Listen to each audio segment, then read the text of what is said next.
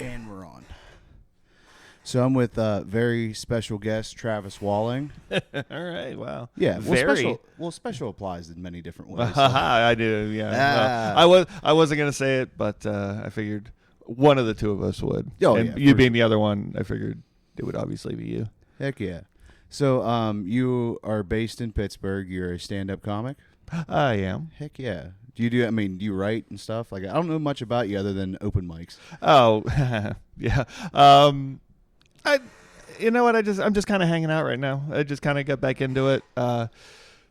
Weirdly enough, I was a really bad alcoholic there for a few years, and I had been doing stand up for a long time, but I quit in like 2009. Not because of the pandemic. This was about a year before the pandemic, and I was like, you know what am I doing? I don't really. I'm not really enjoying doing it anymore, and I'm not really getting anywhere, which, to be fair, I wasn't really trying to get anywhere. Yeah. And so I was kind of, I don't need to do this anymore. And then the pandemic happened, and I was like, oh, boy, I really made the right call. And then, ironically, after the pandemic ended, I got back into drinking, like, pretty heavily, and to the point where but it was a weird thing because my alcoholism was more routine-based than it is like, oh, I love alcohol so much. Because if you would see me at like open mics and stuff, they're all at bars and stuff. So, but I would not be drinking. The only place I ever felt like drinking was in my house. And so that's what I did. And so I was like, you know what, maybe I should just start doing stand up again, just to get out of the house. So I even jokingly said, I'm literally the only person in the world who ever started doing stand-up comedy to quit drinking. I never knew that about you because, like, you don't ever seem like the kind of guy that would, is like a big drinker or anything. Because I don't really get like shitty drunk in public. Okay. Yeah, I only get the same. Yeah, well, I am. Hey, I've hung out with you. I know. Yeah. So. And actually, it did kind of work for a little bit, but then it didn't. And the other reason I stopped drinking was because a couple months ago, I literally almost died. Ooh. From I was going through alcohol withdrawal, as it turns out, and I have a bad heart to begin with. I have a defibrillator installed in my chest, and it went off. Oh wow! 8 times. That was the first time it had ever gone off, and it went off 8 times. Oh, damn. Oh, yeah, you don't know. I'm learning so much about you. Yeah, right I kind of forgot. You weren't aware of all this. Yeah, I literally almost died from alcohol withdrawal. But, I'm assuming I would have died. I mean, it wouldn't have been good. Yeah. If I didn't have the defibrillator in. I'm not entirely sure what would have happened, because the reason I have it is I don't even necessarily remember the circumstances, but I was like feeling kind of like off. I've got, for those of you listening, I have like a condition. It's called hypertrophic cardiomyopathy. If you want to look it up, feel free, and learn all you can about it, and impress your friends. And all the med students are going to be listening. Yeah, I know. I know exactly what that is. You are big with CMU. I do know that. I see the big hoss hats among all the young Asian students. Heck yeah. Yeah. But I've known about it for like over a decade. Like since like it was specifically around Thanksgiving 2012 I found out about it, but I only needed the defibrillator in 2018 because I was wearing a heart monitor because I was like feeling weird. I had a cardiologist appointment at the time, and he said, "Oh, wear this monitor." And my heart apparently stopped in my sleep the one night, and if I had the defibrillator, it would have gone off then. And the only indication I had that anything like had gone like wrong was I was like, not to the point of throwing up, but I was like kind of nauseous the entire next day. And again, if those of you listening, if this ever happens to you, you'll know maybe this is something to get checked out. But my poop was green. Ooh. Yes, and apparently that is a thing because we have some people in the medical profession who do stand up, and they were like, "Oh yeah, that's a thing," and they told me what it was, and I forgot it instantly because I'm not smart. Yeah, and it's also kind of like, when am I ever gonna have green poop other than St. Patrick's Day? Well, only if you diet. Yeah, which I know you are one to dye your poop. Oh yeah, to fit the occasion. Heck yeah. Red and green on Christmas. Red, white, and blue on 4th of July. Well, yours is red, white, and blue every other day of the week. Hell yeah. Or every other day. That's all the Toby Keith I listen to. Yeah, hell yeah, dude. But, I realized as I was saying all that, this is hopefully interesting, but it's definitely not funny yet. No. So I'm sure there's someone going, ha ha ha, green poop. Yeah. Well, yeah, of course. Who wouldn't? But, so I was thinking you were going to say somebody's out there going, he almost died. Yeah. Well, there's probably that guy too. Yeah, well. My dad is listening. Yeah, probably all your enemies are being like, "Oh my God, we almost had him." all my enemies, and there are many. Yeah. Yes. Yeah. All the people you crushed on the field of the stage. Yes, all my comedy enemies who I have. That's the thing that I've realized. I don't really have a lot of comedy enemies, but the reason is because I have absolutely no ambition at all. Yeah, I mean, I've heard a lot of good things about you. When I was talking to my buddy Chris Scriva, he was telling me like, oh man, like he helped me out like when I was first starting, like gave me some advice, like because he's like I was bombing on stage, and you're like, stop that, what are you doing? Like that doesn't. Well, of course, I mean, I think it was probably a little bit different advice than that because I mean, you can't just tell somebody stop bombing. Oh no, it was like something he was doing on stage. You're like, stop it, like no, don't do that. I don't remember this. But it was like, I mean, you've given me advice about like jokes and stuff like that. Like, oh hey, like try this one, or like. And he never listens, by the way. Well, no, I'm kidding. Yeah. I don't care. No, it's like it's nice because like that's not a lot of like you don't see that all the time in like art scenes, like people trying to help each other out. It's most of the time like keep sucking.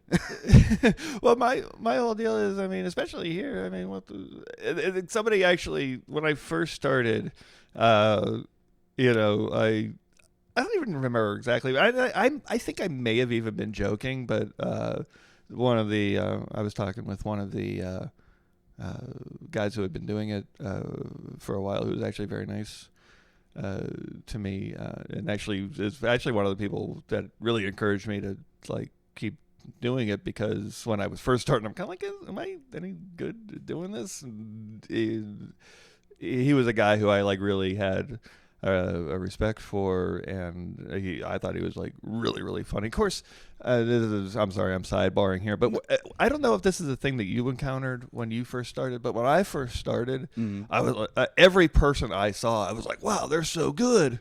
You know what I mean? And then in retrospect, you're realizing, oh wait, there were a lot of really shitty people who I thought were like great because I was just like new and I didn't know any better.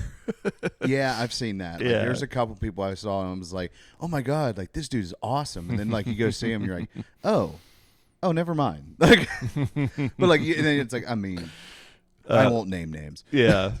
But anyways, I was talking with him, and like I said, I can't even remember what the context was, and I may have even been kidding around and not seeming like it, or maybe I was being serious. I don't know. But I was like, man, fucking all these new guys, which by the way, in retrospect, at the time, all these new guys was like 5 guys, and it's like now it's like that, I wish it was like 5. Yeah, now it's got to be a 30 guys. Yeah, it's like 5 new guys per mic. Yeah, but which is fine. But I go, oh, all these new guys, and he was like, well, what?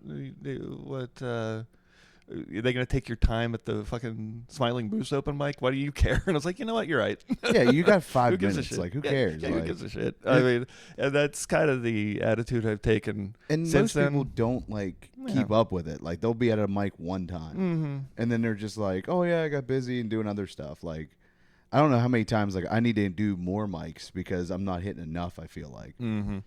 You know what's really annoying? What's that? Is when you see people who are, like, really, really good at stand-up, and they could actually like legitimately maybe like make a living doing it, but they have like fucking families and shit, and they're like, hey, you know what? I'd rather have a job and take care of my kids and shit. And you're like, yeah, you You wasted talent, you. Yeah.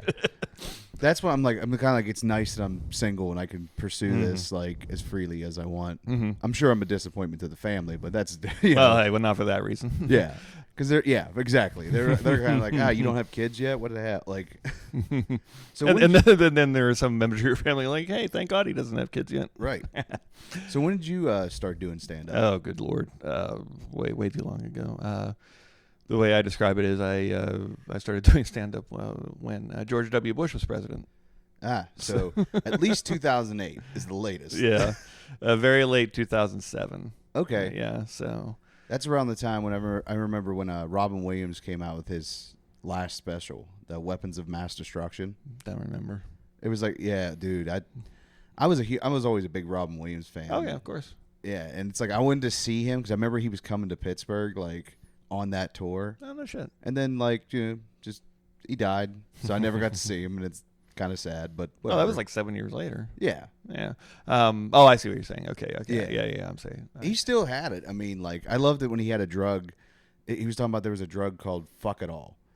And he's like, because people were talking about, like, what happened the last 8 years? Like, he was like, imagine you took someone from the Clinton administration and then dropped him in now and being like, wait, what happened? They impeached him? Like, from getting head? Those fuckers impeached him? Like, this is other comedians' material talk. No. Yeah.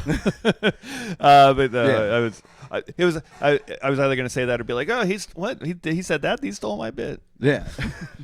No, but yeah, of course especially when you're, my age, there's you're a big Robin Williams fan. I'm sorry, he noticed me fumbling around in his. Someone put bottle caps in there from the last guest, and I just forgot about it. Do you know who it is?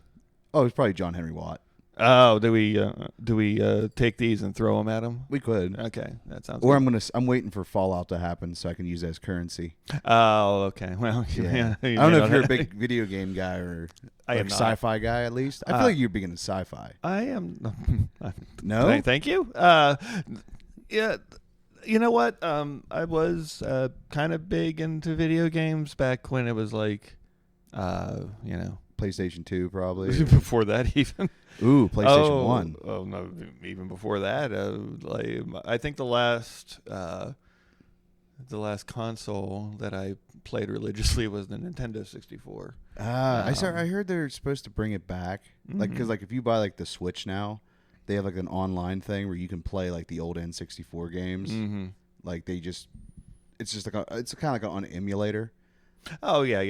I have one of those. I still play like old games on my computer with like emulators and stuff. But like I also thought, because when I was in the thralls of alcoholism, one of the things I would do is I got really into like YouTube, like kind of rabbit holes a little bit, and one of them specifically was movie reaction videos.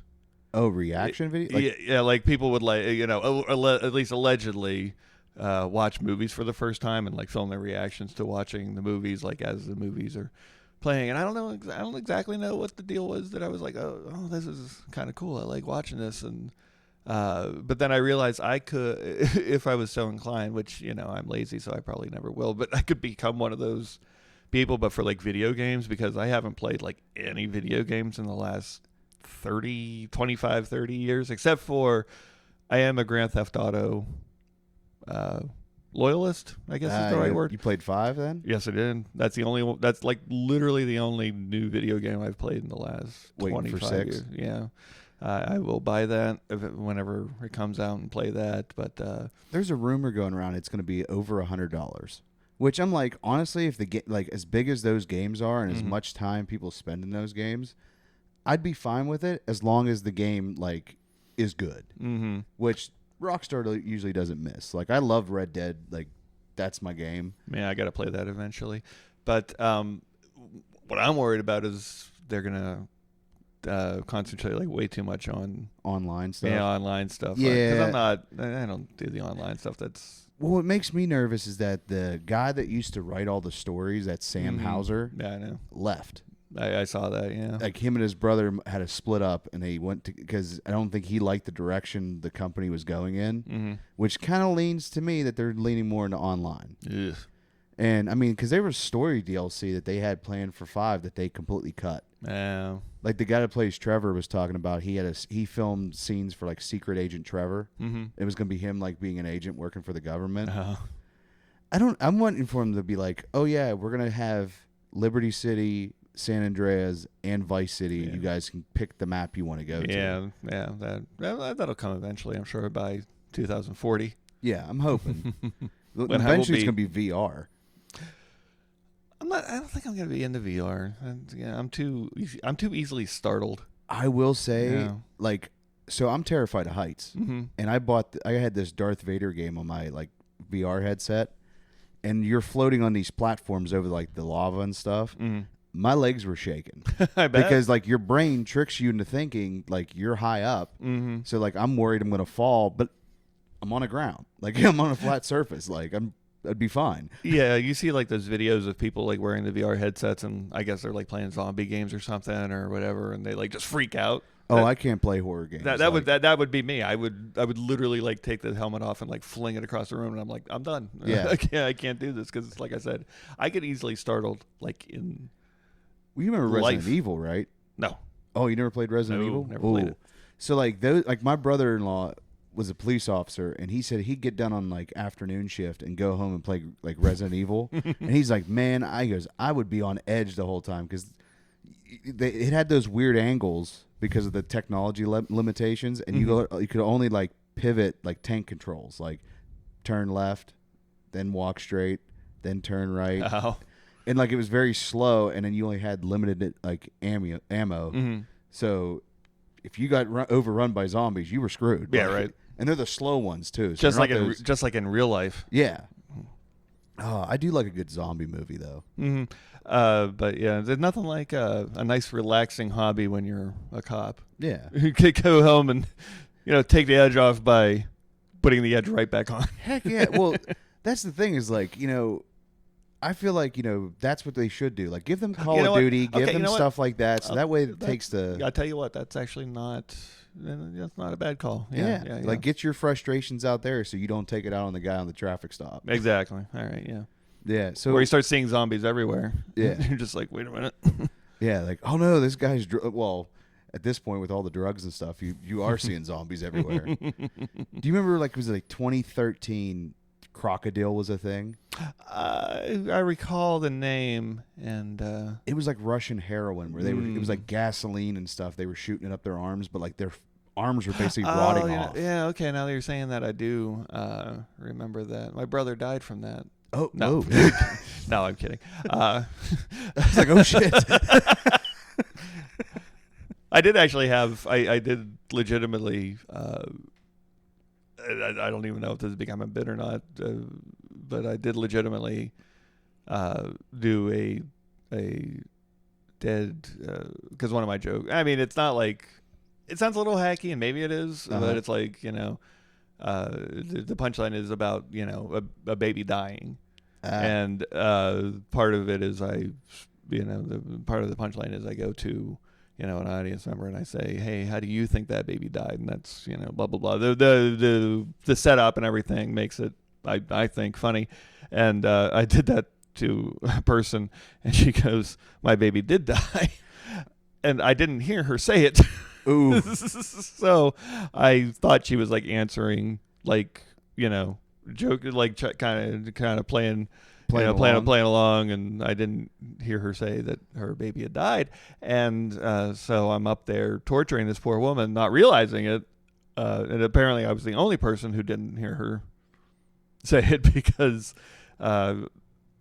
the comedians looked horrified, and one of them very helpfully told me to move on, and I didn't realize why he was doing it. So I was kind of, and it was somebody who I like, so I was like, well, wait, and we, get along and everything, and so I was like, what the fuck is, what's he, why is he doing? So I knew something was weird, so I was like, okay, fine, I'll move on, fuck this woman. I didn't say that, but yeah. Sometimes you're just like I remember. Okay, so that happened to me one time. I was at St. Clair Social, and I was some things happened before the mic. And I went up, and I had this bit I was trying to work on about how all Arnold Schwarzenegger movies are about a gay love story. Mm-hmm. Because like, if you like, for instance, if you watch Commando. Oh yeah, it's definitely he's definitely Yeah. He and the Freddie Mercury guy definitely were fucking at Oh one yeah, point. And he's like, "Come on, you know you want me. You've always wanted me." And it's like, what the, like, and so I was trying to do a bit about it, and I looked up, and Amir was running the mic at that time, and I just seen him go like, oh, no. he was doing this, and I was thinking, oh boy. So then I panicked on stage. Okay. And then when I got off stage, he goes, "Oh no, I was just saying I didn't see the movie." Oh. And I was like, son of, like, I was so freaked in my head. Like, I was like, you gotta be kidding me. I was like, wait, what do I say? Do I say something? Yeah, and I was like still newer, so I didn't know. Like, oh crap, did I step on someone's toes with this? I mean, not knowing exactly how he was doing it, I might have done the same thing, being like, oh, I better stop saying this maybe. Yeah. And you know what, honestly, I appreciate that you are a person who would say, oh, maybe I should stop, instead of being like, oh, he's going to tell me to do, he's going to tell me not to do this. I'm going to go further. I'm going to take my dick out and, I've heard that happen before. Yeah, or something. There was a story that when I first started, Scriva told us about there was a guy that like pulled his balls out at a show. And I was like, what? Yeah, people told me that I was hosting that night, apparently, and I don't remember that at all. Maybe I had gone off the stage, or out of the room when it happened, and missed it, because like I said, people, that's something that would stick out if you someone whip their balls out, literally and figuratively. Yeah. But yeah, people tell me that I was hosting that night, and I do not remember that at all. And like I said, you would think I would if I was the person, but people insist that I was there, and I wasn't even drinking at the time. So. Yeah. So when what was your first like open mic? Oh God, the first open mic I ever did was at the Funny Bone at Station Square, at the now long dead Funny Bone. And when did they shut that down? Because I started going to comedy shows. Oh geez, probably 2011, 12, in that range. Okay, I was gonna say started going to the Improv around 2013. Mm-hmm. And I remember the first comedian I saw there was Brent Ernst. Oh, okay. And I think there was a guy that opened up for him that was on. It was either him or there was a guy that was on Last Comic Standing that lived here. Mm-hmm. Oh yeah, John Evans. Yeah, John. Yeah, John's great. I haven't seen John in a long time, but I really like John. But yeah, he's really, really funny. And I remember some woman in the audience got mad at him because he was making a joke about smoking weed. Mm-hmm. And she was like, he goes, "Why shouldn't weed be legal?" And she goes, "Well, I don't want my son to do it." He goes, "Okay, how does that affect you? Like, how does me doing it affect him? Like, I feel like that's an issue you need to have with your son then, like, not me." And then she got mad about it. And he was just kind of like, "I don't care. Like, you're upset about it for no reason." Like, yeah, that does seem like a weird. I mean, that does seem like a weird thing to get upset about. I like I was kind of saying or alluding to earlier. I'm not a comedian who really is anti people getting offended. yeah. I understand if people get offended by stuff. It's human nature to get offended by stuff, and people who like pretend like, oh, I don't get offended. I'm not offended. Me, I don't get offended. They're lying. Yeah. And, but I will say there are two things. Stuff like that. That's very minor. You probably shouldn't be getting offended by that. And also, if you are offended, just leave. Yeah, don't go to the show. Don't. Well, not even don't go to the show. If you're offended, either power through it or leave. Because if you get up and you start, or not even get up, but if you start like yelling, nobody's going to be on your side. Yeah, you're just No interrupting everybody else's good time, so no one's going to have your back on this. You're fighting this battle alone. Unless it's like you're at like an open mic or something. Yeah. Or it's like some unknown bad comic and the audience doesn't like him. Yeah. You know what I mean? And the audience isn't with him at all. Maybe you can get away with it then. But if it's just like a normal comedy show and people are kind of like, oh, this is good and fun. Even if you're, and again, I'm not begrudging anybody getting offended by honestly anything. Even if you're offended by weed, that's fine. Even you probably shouldn't be, but if you are, yeah, and most of you are probably born in the '60s that are offended by this. So like you've you're probably a product of the from probably, Woodstock. Yeah, probably conceived from it. Yeah. But anyways, but anyways, it was at the Funny Bone, and it was a bringer show, and I don't have many friends, so I had to bring 4 people. I only had 2 people who wanted to go, so they each had to bring a person, and apparently I was impressed enough that they never asked me to bring people again. But nice. but also it was like you had to like call ahead of time and be like, I want to be on the open mic and stuff, and they even said you're not guaranteed to get on every week and everything, and it was like supposed to be like you weren't supposed to get on every week if you were newer. It was like maybe every other week unless you brought people, and so I kind of had to call and find out if I was going to be on and stuff, and not every time, but eventually, I was to the point where I would show up and they would be like, okay, yeah, you can go up and stuff. So, and then it shut down. Actually, the owners of that club were sort of notoriously awful people. Yeah, I've heard that from like a lot of people that they were just like, ooh. Well, here's how bad they were. Chris Rock wrote a book like right when he first like became like really famous, like when his stand-up specials really blew up. He wrote a book not long after that, and he actually mentioned them by name in his book about how big a piece of shit they are. I'm gonna have to find that because I want to see that. I want to see that like so bad. The Schneider brothers. Heck yeah, John and I think John. I mean, no wait, John Schneider. That was one of the Dukes of Hazzard. Maybe it was John Schneider, not the John Schneider, but another John Schneider. Although wouldn't that be something if one of the Dukes of Hazzard owned the Funny Bone? I think it would go something like this. No. Yeah. Looks like these Duke boys are getting in trouble again.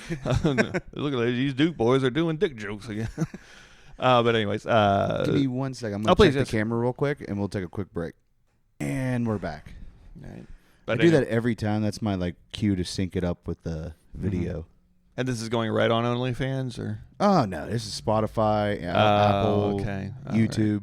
Because I was gonna say I can take my pants off if it's going on. I mean, I'm rocking these pajama pants that look like jeans. Oh, they do look like jeans, right? Wow, they're like the perfect camping pants. Do you ever like try to fake it and go out in public with them on? I've thought about it if they were like tighter. Like Fair. If they were like tighter, like leggings, I'd probably would do it just to mess with people. Okay.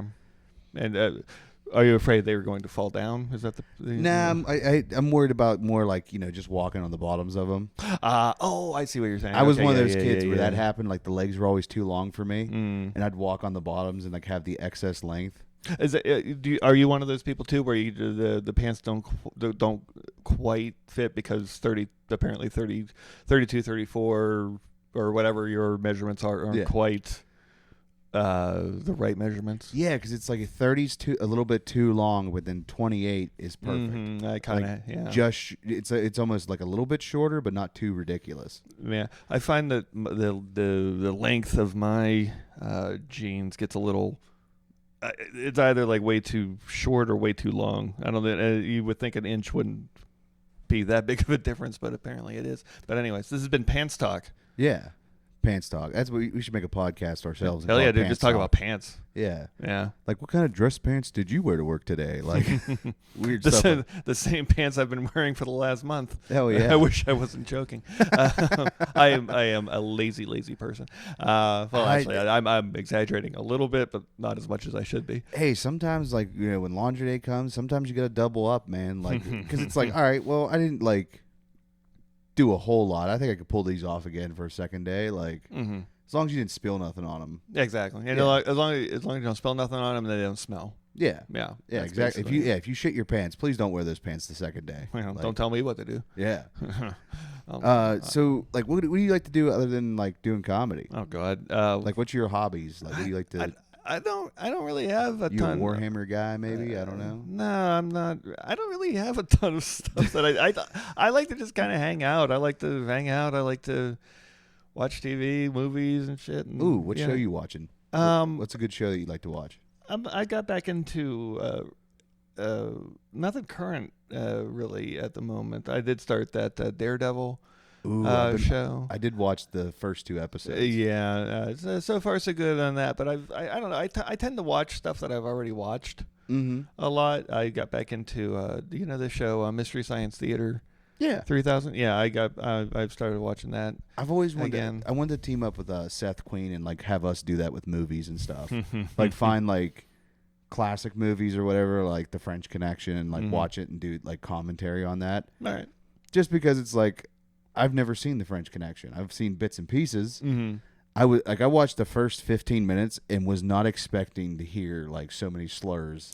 In that, because I was like, oh, I forgot this is 1974. Yeah, they didn't give a shit back then. They ain't getting no fucks. But yeah, so basically, become movie reactors, like we were talking about earlier. Yeah. Only you're not hot foreign women. Yeah. Yeah. Well. Yeah. Not yet. But yeah. Anyway, but I, Zach, have you been to Mr. Smalls yet? No, I have not. Zach Funk is the guy who runs that. I've known him for a long time. He's talking about doing like a live kind of thing like that, and he said he might have me do that. So that's kind of funny that you were saying about heck yeah. Why Seth Queen? Nothing against him, just out of curiosity. Seth Queen's a big movie guy. Me and him went to go see Megalopolis together. Oh, how'd you like it? So, my perception was a little twisted, let's put it that way, when we went to go see this movie. And I remember I was laughing hysterically at some parts because it was just laughably bad. Okay. Like, and you could tell this is a self-funded movie because all the CG effects weren't that great. Like, it's very low budget. Like, Seth has a completely different take on it. He thinks that the movie will become a classic in about 10 years. Like, he goes, it is ahead of its time. All right. And he goes, they're actually saying a lot. Like, every character, like, represents a different theme or allegory for something, things like that. I hate those kind of movies. Yeah. Just tell me what the theme is. Yeah. I'm dumb. Don't just. However, don't try to be smart. However, there's a hilarious scene with Jon Voight in that movie where he just for some random reason blurts this line out where he says, "Check out this big boner I got." Okay. And it's just, who wrote this? Oh, I think it was probably improvised. Yeah. I think it was just Jon Voight just like, hey. And they said that, and I guess he picked canceled actors to be in the movie. Okay. And I was like, that's weird, but I mean, like who? I guess Jon Voight being one because he's a big like conservative now, and I don't know if he's necessarily been canceled so much as he just was a guy that got old and wasn't a big movie star. Yeah. You know what I mean? He's a really, really good actor, but even in like his absolute heyday, I wouldn't have necessarily said, "Oh, this guy is gonna open a movie and it's gonna make a lot of money." I think that's why more than anything that he stopped getting work. But anybody else? Shia LaBeouf. What did he?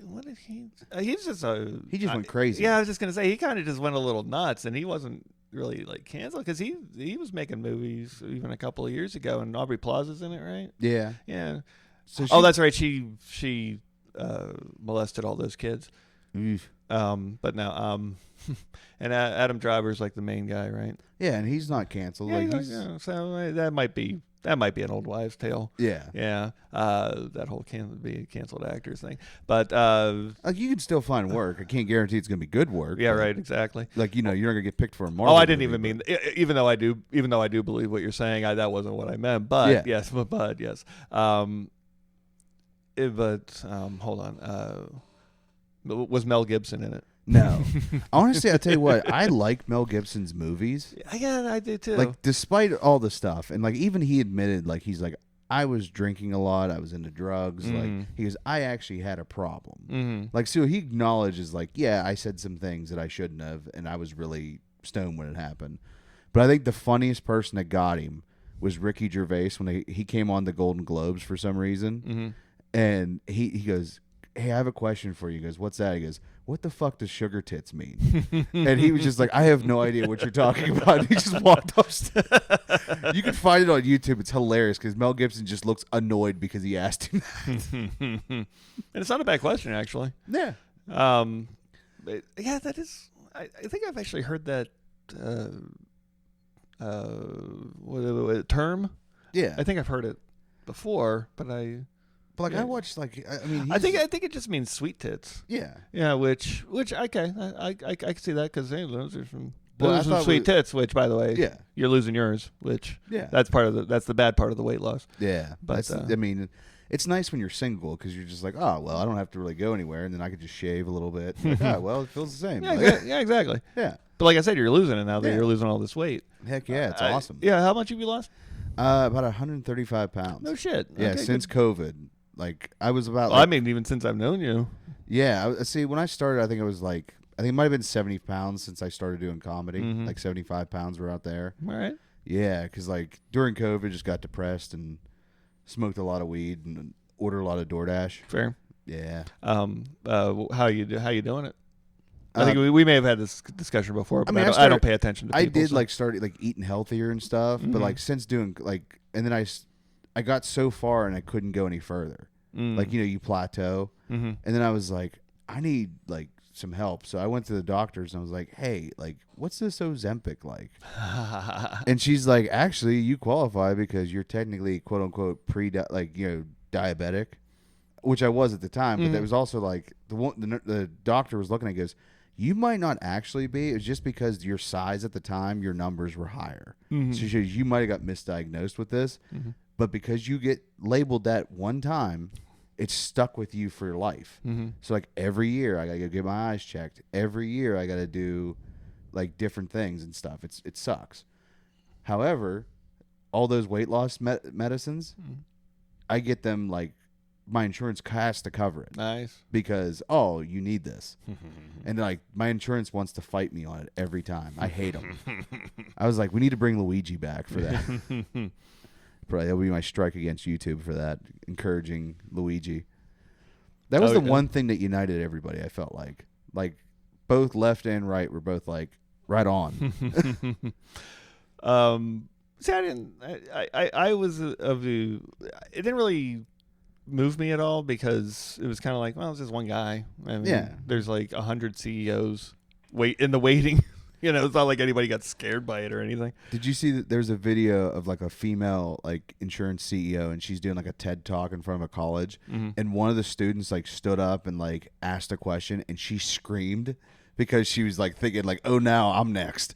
And I was like, it's kind of funny to see that the public put fear into these people, but at the same time it's like, it's kind of sad that you have to resort to that. Like, but insurance is such a scam, like in general. Like, oh, I'm paying all this money in case something happens. Well, but then when something does happen, they don't want to pay for it. Well, yeah, there's that. That's the problem because insurance, you kind of do. It is kind of a thing that is needed, but the whole way they do it is kind of fucked up. But yeah, what are you gonna do? I mean, you need it, so yeah. It's better to have it and not need it than to not have it when you do need it. Exactly. I love that saying. Yeah, it's kind of like guns. I'm just Which, by the way, he's been pointing a gun at me this entire time. Yeah, under the table. Which you guys can't see. Which I don't appreciate, but it is making me funnier. That's how I had to get you here. Mm-hmm, yeah. I had to walk up to you at an open mic. You're going to show up. I'm showing up at your house. Actually, this did actually take a little bit to come together because I had a bunch of stuff come up. And so I was kind of like, I hope he doesn't think I'm doing this on purpose. But. Oh, no. I was supposed to have somebody on, and they had to cancel. And they were like, hey, I'm not blowing you off. I was like, hey, man, whenever you're free, like, I'm fine. Like, you tell me when, and let's do it. Right like, on. Yeah, you're cool. Yeah. So it's all good. I try not to be like, I've seen this post. Somebody asked Conan O'Brien for advice in comedy. And he wrote down two things. He's like, be nice and be respectful. And then number 3 was, it doesn't matter if you're funny. If you're not 1 or 2, you're not going to get very far. And I was like, oh, I like that. Like, I thought that was, because I think that's real. Well, also, not to step on Conan, but also be funny. Yeah, being funny helps. Yeah, a exactly. lot. Yeah. But yeah, the other stuff is good too. I try to, I try to be cool to people as much as I can. So I think remember when I ran into you like a couple months ago. I think you went to L.A. for Netflix as a joke. Mm-hmm. How was that? Like, did you go perform out there? Oh, or no. You just went to go check it Yeah, out? I the only reason I went to that was they had the the show I Think You Should Leave. Yeah. Yeah, they had like a live whatever you want to call it, a live show for that, and I was kind of like, and I only found out about it like as the tour, because it was like a tour. It wasn't like just going to be in LA, and I only found out about it like midway through the tour happening. They already came to Pittsburgh. No, but they were like in DC and Detroit and places much closer than LA. But I didn't find out about it until I think the day I found out about it, they were in Detroit, and I was like, oh fuck, I could have made it up there. But so I went out to I went out to LA, and I flew back. I flew out on a Saturday, and I flew back that next Sunday night, and I actually went to work straight from the airport the next day, because it was like the only flights you can get to Pittsburgh from LA are red-eye flights. Mm-hmm. So I think the flight left LA at like 11:30 p.m. Do you like it? I mean, did you like LA? Oh, I love LA. I don't know what it would be like to live there, but boy, every time I go there, I just have a great time, and it's the weather's so nice, and it's just like, I don't know, it just got a vibe that I enjoy. At least I did. I don't know what it's like, post pandemic and no, I do know post pandemic, but post fires and everything now too. Yeah. But I always wanted to go out there because I like Kevin Smith, and Kevin Smith used to do. I think it was Fat Man on Batman. He used to do it there was a bar. It looked like the Mos Eisley Space Cantina from Star Wars. Mm-hmm. So like they would do it in this bar that looked like the Star Wars bar. Mm-hmm. And I was like, man, that would be so cool to see a show. And like they would talk about like, movies and talk about the current Marvel movies and spoil them for everybody because they wouldn't see them like right that weekend. Yeah. And I mean, it would be cool to see him because I seen he came to Pittsburgh. Like he was taking pictures like around McKees Rocks. And he was out in Monroeville. And I've been like, how cool that would be to be in Monroeville and just be like, that's Kevin Smith. Oh, he likes Pittsburgh, I know, because he filmed Dogma here, and he was like, oh, this place is fucking and cheap great to film. Mm-hmm. Yeah, that too. But actually, what's really weird about LA is I've had more good dates in LA the last decade than I've had in Pittsburgh. That tracks. Which it's dating in Pittsburgh sucks. Oh, maybe I haven't really tried that hard post pandemic, just because it's kind of like I just went on I just was talking to two girls, and they both felt the need to tell me about like, oh yeah, like I've had situationships like while going on a date. Like I'm like, I wouldn't like, knowing that, hey, you're leaving this date and you're gonna go bang some stranger is weird. Like, don't tell me that. Like, I don't care. Like, I was like, well, I hope you find what you're looking for. And they're like, seriously? I'm like, yeah. Like, I'm good.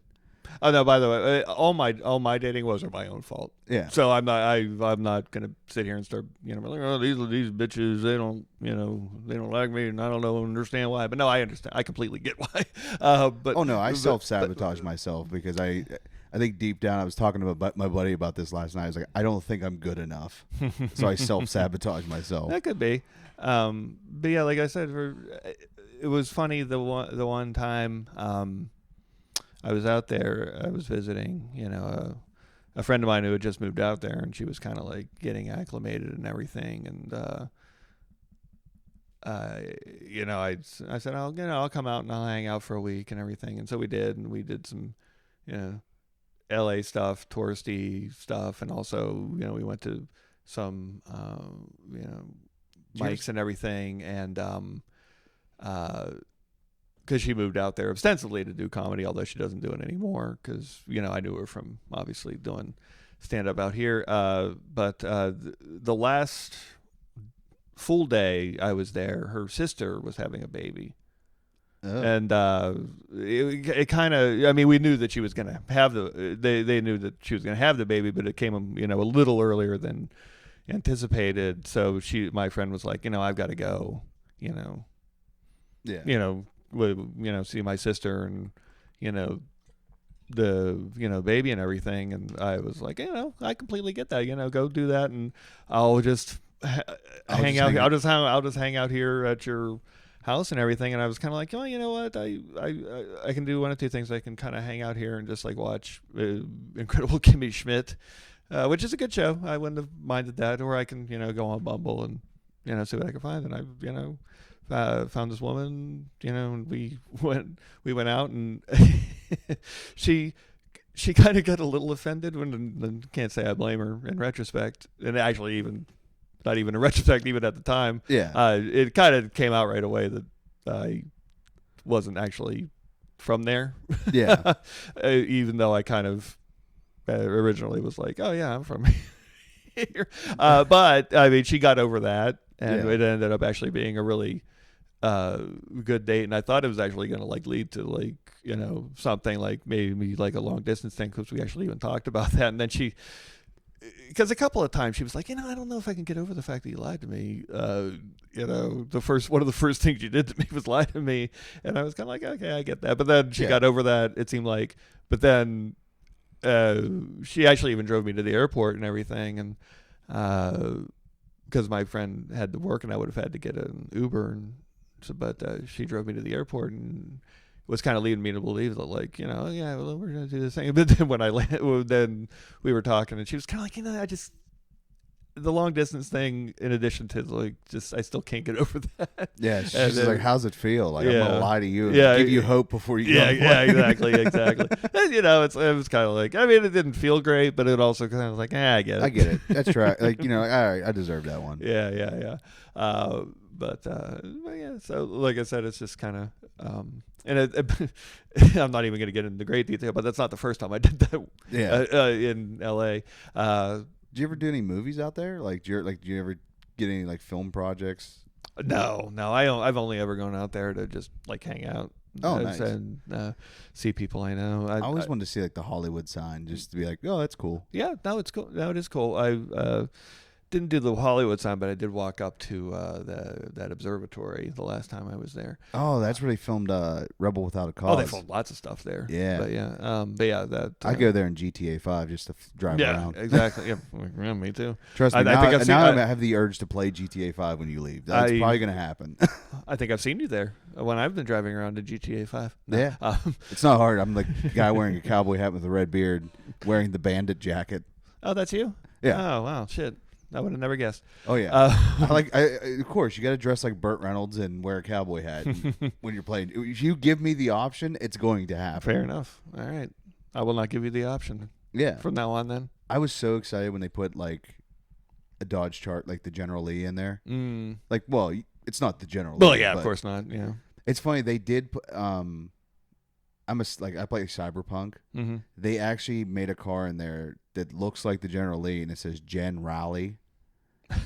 And there's like the whatever the American flag is on top, but it's very meant to be like the General Lee. Nice. And I was like, oh, that like they put the Bullet Mustang in, but it's all like futuristic versions that kind of look like the car, but not really the car. Mm-hmm. Like it's like, oh, that you can clearly tell what this is supposed to be, but it has a different like in-game company brand. Mm-hmm. But yeah, the closest thing I've ever done to anything showbiz out in LA, I did. There was a mic that my the friend that I went to visit, she took me to, and we both went up, and there was a guy who booked shows there, or excuse me, a comic who booked shows there, and he saw me. He was like, "Oh yeah, you're good. You should come do this like showcase thing over in wherever." And I was like, "Okay, cool. Yeah, that sounds good." And people talk about comedy scenes and everything, and Pittsburgh, because nobody comes to show. Nobody was at this show. Oh, either. well, I mean, it's... and it was like the rest of the lineup was, they all had decent credits, but they were all kind of like okay. Yeah. including me.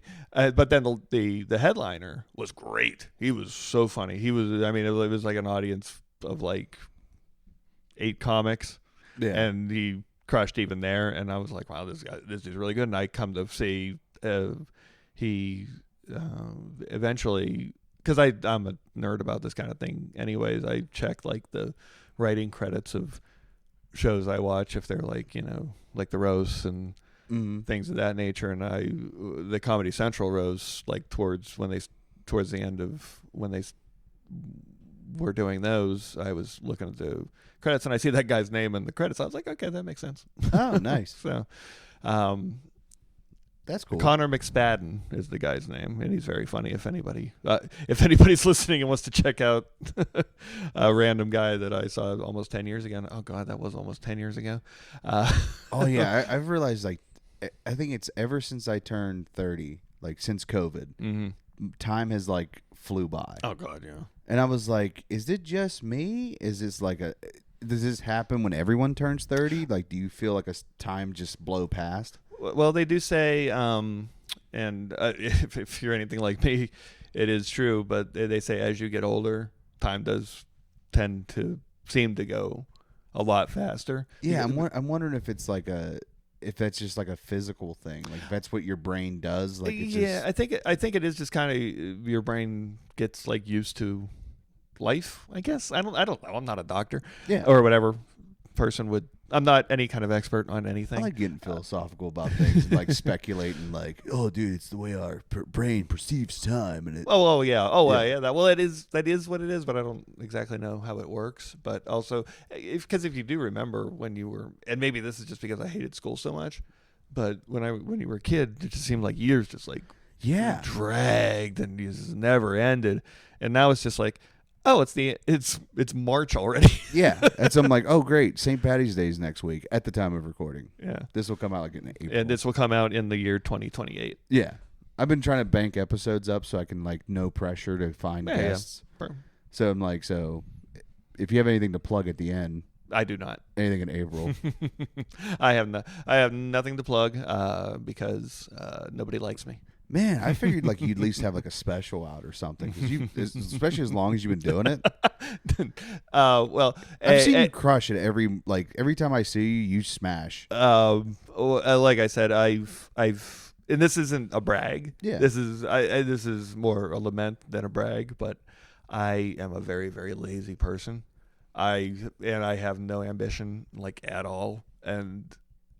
I mean, I'll recommend you some people if you're looking to. Yeah. Oh, please. Yeah. And I hate asking to be on shows, and I'm not so scary talented that people like come up to me and are like, "Oh, you got." I mean, they do, occasionally, but I'm not like a guy who I'm like so scary talented that people are like, "Oh, Travis has to be on this show all the time." I mean, obviously it happens often enough that I still do it, but. Here's something funny that happens to me, and I don't take offense to this, and I'm not going to name names of people who just in the past week this has happened, and this happens a lot to me. I'll have comics say to other comics while they're talking to me, "Hey, well, you want to be on this show?" And then you're sitting there like, "Damn!" And I don't say anything. I'm just kind of like, "Okay." And it actually happened to me twice this week. One, like I said, I'm not going to name names, because I mean I like them, and I'm not going to, Yeah. I don't want it to seem like I'm talking bad about them. He left mid conversation to walk over to, and I'll say this person's name, Andreas O'Rourke. Yeah. He walked over to Andreas and said, "Hey, you want to be on this thing?" And I'm standing there like, "Oh, okay." Yeah, like, oh, I guess, hey, I guess I'll go fuck myself. Okay. And actually, I don't even know why. I don't know why. No offense to Andreas, I'm not sure why I said his name, because nobody knows who the fuck Andreas. Nobody knows who I am. Andreas is on the list. That's somebody I want to get on the pod, like, because he was like at my, I think the second open mic I did, and then he was like, I was on a show with him once, one of Josh Rittenauer's shows. Give me 1 second. I'm going to check the camera real quick, and we'll be right back. Oh, please, yeah. And we're back. Boy, that was a really quick jog we had. Yeah, yeah. Man. I mean, You should see this guy. He fucking It's like the Flash, man. Yeah, he's just the quickest person I've ever seen. You would never know looking at him. Are you a comic book guy?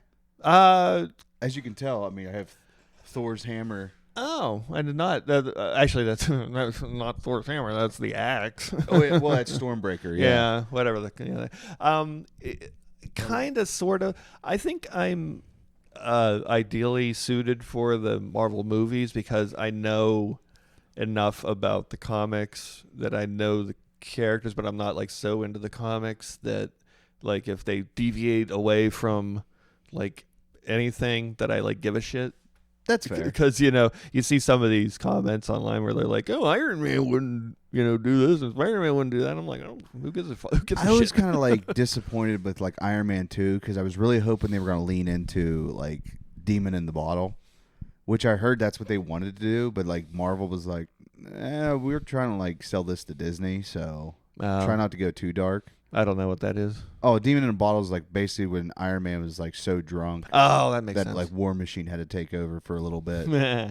Yeah, it's funny. Like in the like I was reading. They had to put a boot on the Iron Man suit or something. Yeah, like it was like one of those like he just wasn't like able to handle it. Like it was laughing at my own jokes. Yeah, I love like the dark stories. Like that's why I love Daredevil. Like I was surprised that they were dropping F-bombs. Yeah, because that actually, it's funny you say that because I was thinking that I was like that's actually kind of interesting that they are dropping the F-bombs on the Disney Plus version, but they wouldn't say fuck on the Netflix shows, and they would like just go up to the edge of saying it, and also they would like have like these bloody gory fights, but they wouldn't say fuck. Yeah. It's like or like for instance, like I think there was the first season when like Kingpin cuts that dude's head off with the car door. Yeah. Like they didn't really show it. Like you hear it more than yeah. So they didn't like even lean in really hard with like the gore and stuff. Like honestly, it felt like the Agents of S.H.I.E.L.D. did a better job of leaning into that more. Yeah, well, not like gory, but like you know what I mean, or like bloody and like Punisher stuff. though. I think that was my favorite of the shows. Like I loved season 1 and 2, and he's coming back. I did see Daredevil. Yeah, I did see that. Yeah, he's in the. I think he's writing a commercial, a TV movie, like one. Did you ever see like the Marvel special presentations? Like the Guardians of the Galaxy did the holiday special. Oh yeah. They're doing something like that. Oh, they're doing the Punisher holiday special. Well, they're gonna just do a Punisher like that would be awesome. That actually would be kind of cool. He just kind of like shoots. He sees a guy playing Santa Claus on the roof of a house, and he shoots him. Who's your favorite Punisher? Like. Because you had Dolph Lundgren, you have Thomas Jane, the guy that played him in 2000. Well, I guess I would have to say Ray Stevenson was good too. I liked him. Oh, Ray Stevens, the parody song guy. Oh no, no. He would have been a good Punisher. That would have been my favorite Punisher. Hell yeah, Ray Stevens. Just doing the streak. Yeah, they're doing killing people. Yeah, exactly. Yeah. But I guess I would have to say the most recent one because it's the only one I've seen. Oh, okay. So. I didn't know if you've seen like that 80s Dolph Lundgren Punisher. No. They wouldn't even give him the skull. The closest you got was like on a knife that he had. There was like the little skull logo. And like even the director was like, in hindsight, we should have put the skull on him. Yeah, probably. Yeah. Well, I would have. It was a decision. I thought it's that when you do stuff like that, it's usually like a licensing thing, or you just like can't legally do it for whatever reason. But they just decided, we're not going to put the skull on. Oh yeah, I mean they got him with the Frank Castle and all that stuff, but like that's weird. So like you had everything there. That was the only thing that was missing from that movie. That's weird. And it's just a generic B 80s action movie. Like so, it's kind of like watching like Cobra.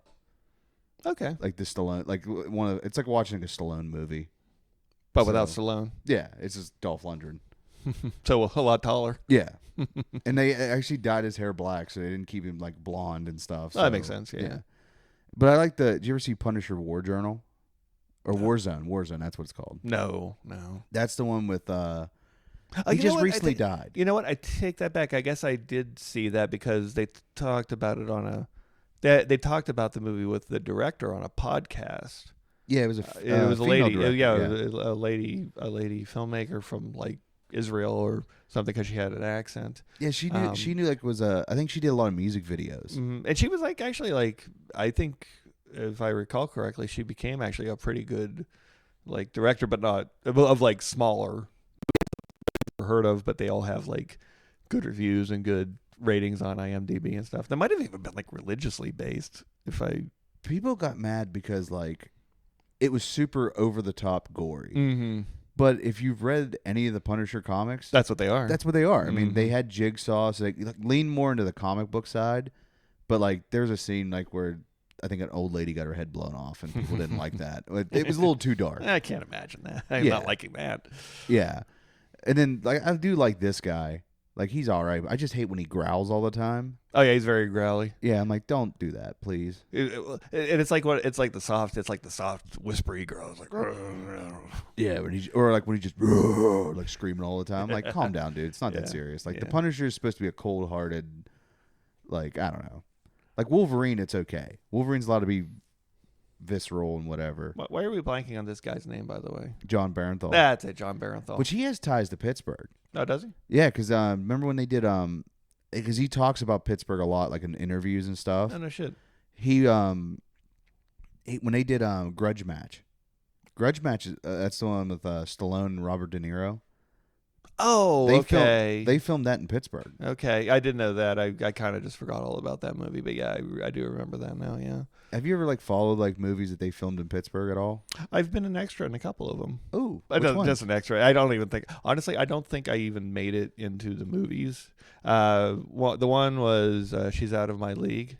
Okay, was you at the hockey game? No, it was in a bar. It was a bar scene in because they filmed it in my town, Irwin/North Huntington, and so they were calling for extras. And I seen that movie too, and I didn't realize it was filmed in Pittsburgh until later after I saw the movie. Don't they have like shots of Pittsburgh? Like, just never paid attention throughout the entire movie. Yeah, I just never paid attention to it. That's funny. You are city ambivalent when you watch movies. Well, so I grew up in Washington County, and I didn't go to Pittsburgh a lot. Oh no, okay. Yeah, like me and my buddy, like later on in life, started going to Pittsburgh. But like, even then, it was very rare that we went to like in downtown the city. Pittsburgh. Okay. This is the most I've been in the city, so people will like tell me like all kinds of Pittsburgh stuff, and I'm like, cool, I don't know where that is, but that's fine. Like, especially when everybody's mentioning stuff north of the city, because that's uncharted territory for me. Well, it was always funny. The place I guess I still technically work there, but my old full-time job where I was for a long time, my coworker, one of them, was based out of Ebensburg. If you know where that is, it's a suburb of Johnstown, which tells you how. Yeah, Johnstown. Where it's like, I guess technically between Johnstown and Altoona, so it's a thriving metropolis. But anyways, she would come into Monroeville, where our office was, and she would be like overwhelmed by Monroeville. Like, Monroeville, this is the big city. Dead, like. This is the big city.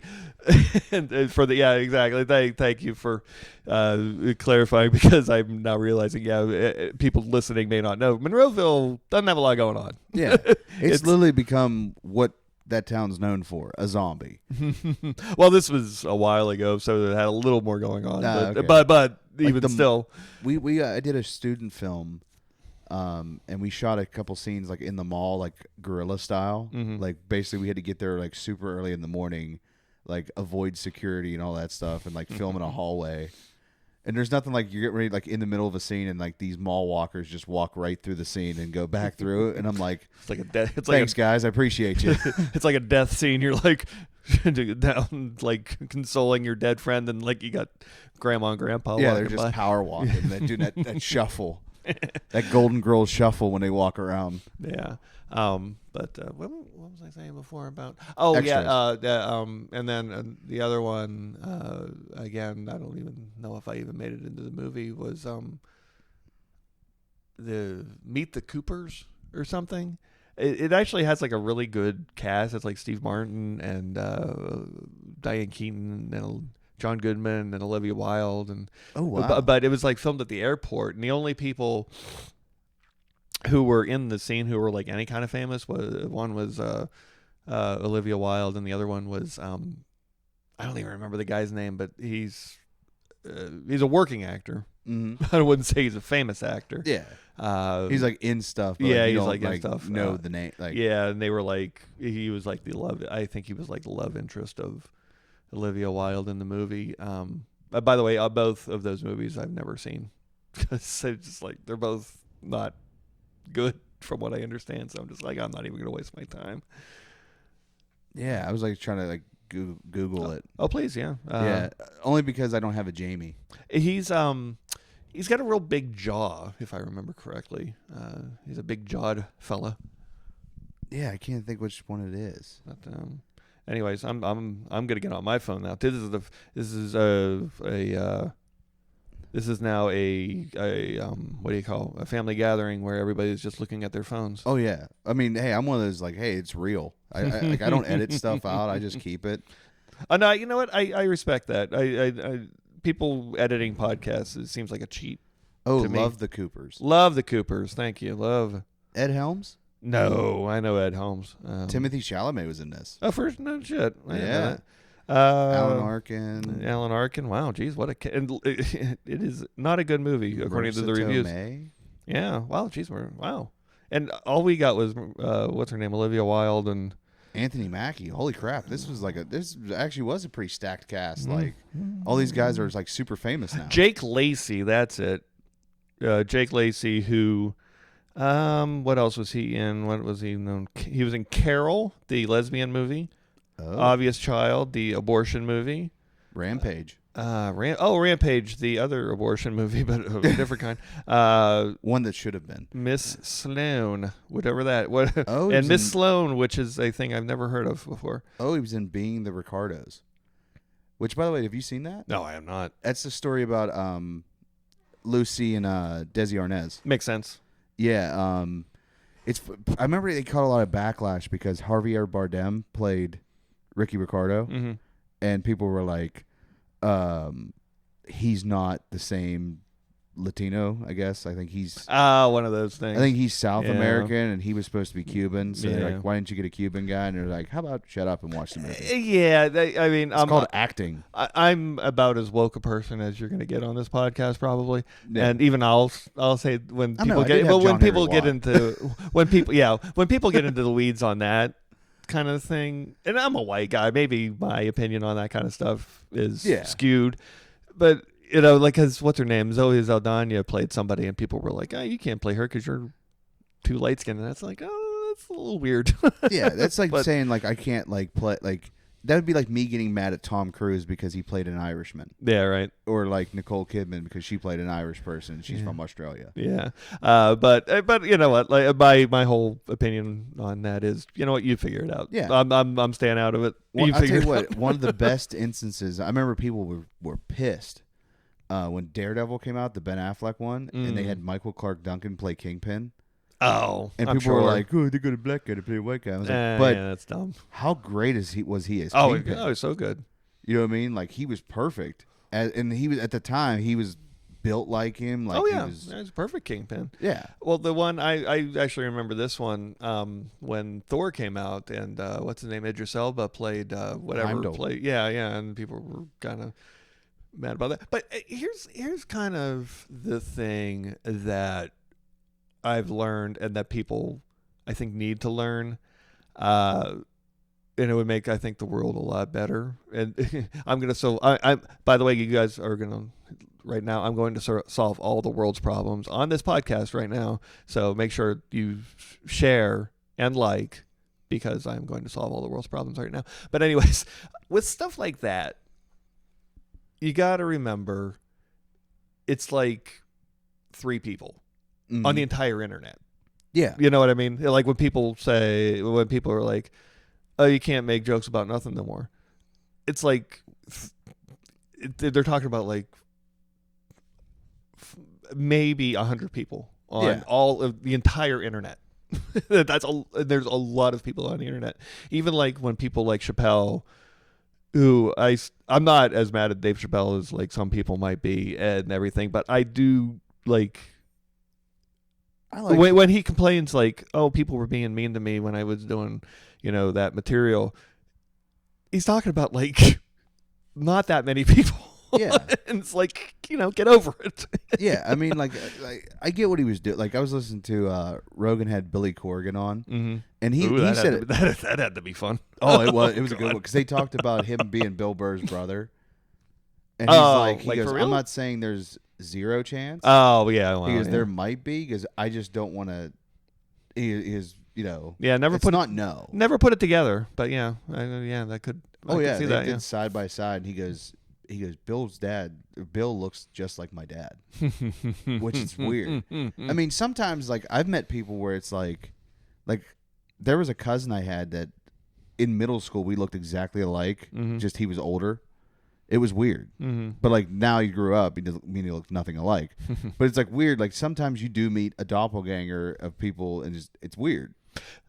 This isn't exactly the same thing, but this is going back to doing the extra work. When I did it, I was, because you're sitting around, with a bunch of people you don't know, doing nothing for most of the time. So, you start talking to them because I was, by myself, and there was a guy who was there, with his sister, and we started talking and stuff. And the guy, because this is in my hometown, and the guy's, he's a younger guy. He stops me in the middle of a sentence. He's got, do you know Patrick Walling?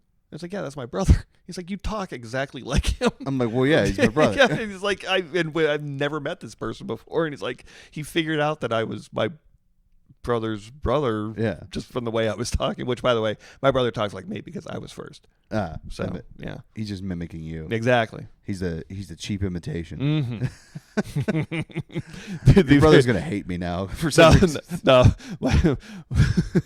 I can say that because my brother's like very successful, has a family, they just had a kid and everything. So I can talk a little shit. Yeah, and he knows I'm. Yeah, he knows I love him. Yeah, friendly shit talk. It's fine. Exactly. Yeah. Like all my brothers are older than me. Like my oldest brother's 22 years older than me. Oh no shit. Yeah. And then so was he the mistake or are you the mistake? I'm the mistake. Okay. I was not planned. I was on a show and I was talking to somebody after the show and I was like, oh yeah, my brother's here. And I started like going into this like how like because my brother's 20 years older than me, and you have to explain that to people like, oh, here's the deal with that. And was telling it and I was like, yeah, it's not hard to figure out that I was I was not planned. And, you know what I mean? It's like, and I used that excuse to tell women like, hey, my mom had me at 41. You got time. You know what I mean? Like your kid might be fucked up a little bit wanting to do comedy, but hey, it'll be fine. Like might need Ozempic. Yeah, might need Ozempic later, or whatever Ozempic will be in 20 years. Yeah, but we'll keep him off the Happy Meals growing up. I'll eat them. Yeah. That's true. I do like I'm weird. With my McDonald's thing, I like getting double cheeseburger, only onions. Okay. I don't know why. That's nothing wrong with that. Yeah. Although the cheeseburger with the cheese and onions. Yeah. Okay, I get you. But it's funny. I was actually thinking about this last night for whatever reason. But there was a guy who used to do stand up in Pittsburgh. By the way, all my stories start with there was a person who used to do stand up in Pittsburgh. But anyways, because that's all I've done for the last 20 years. The only interesting thing I've done. But anyways, there was a guy who used to do stand up here. It was very funny. He went by Robert X. Oh, was his name that he went by. I don't know if I ever found out what his real last name was, and it wasn't X. I'm pretty sure.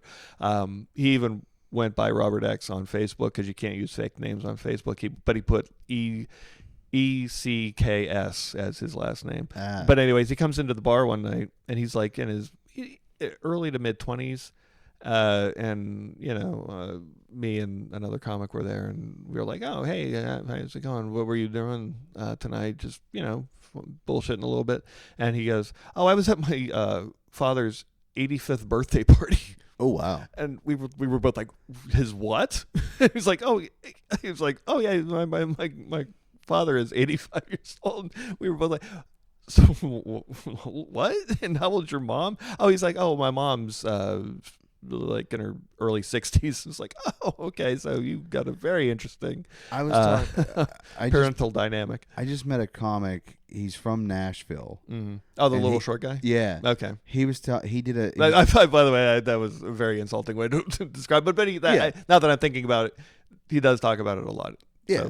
So I'm not, saying anything he's not aware of. Oh yeah. He had a stand up. Like one of his things he was talking about was like how he had an older dad, and he goes, not hard to tell which one was the older one here. Like his mom was like from Romania or whatever. Mm-hmm.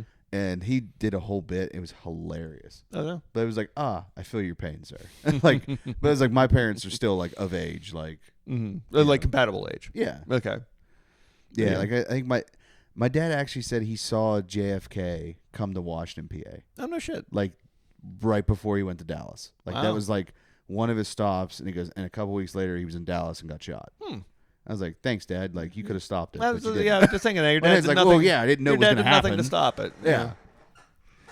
Yeah. So it is what it is. Mm-hmm. Yeah. It's weird hearing my dad tell stories though, because like things are so much different today. Like he was telling me like stuff like when he used to go like to the bars and stuff, and I was like, "Yeah, you can't handle problems like that no more."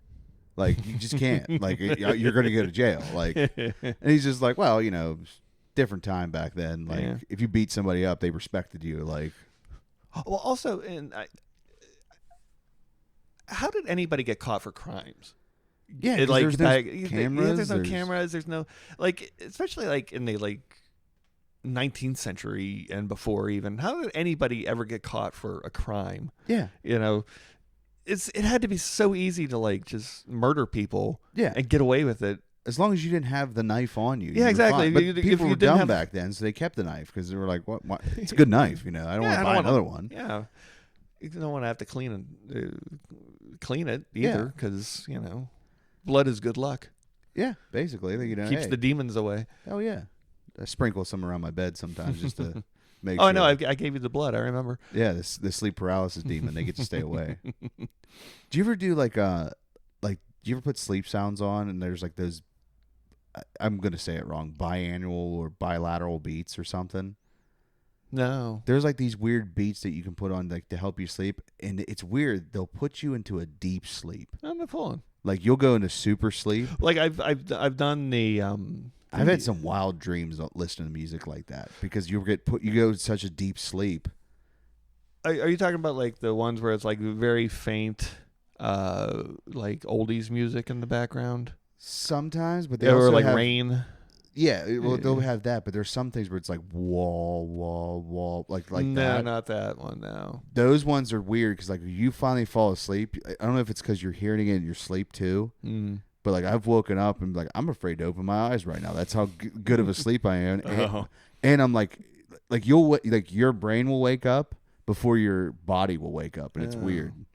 But now I better not ever do that because I have enough trouble waking up.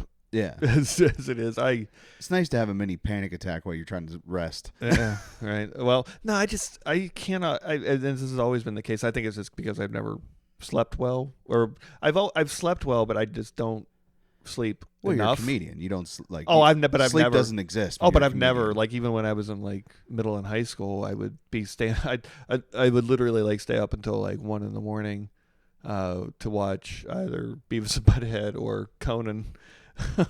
Yeah. and I'd have to get up at like 5 or 6 in the morning to go to school, and I'd be like, oh fuck. So who's your late night guy? Conan. Was you alone? I didn't know if he was like Letterman, Leno. If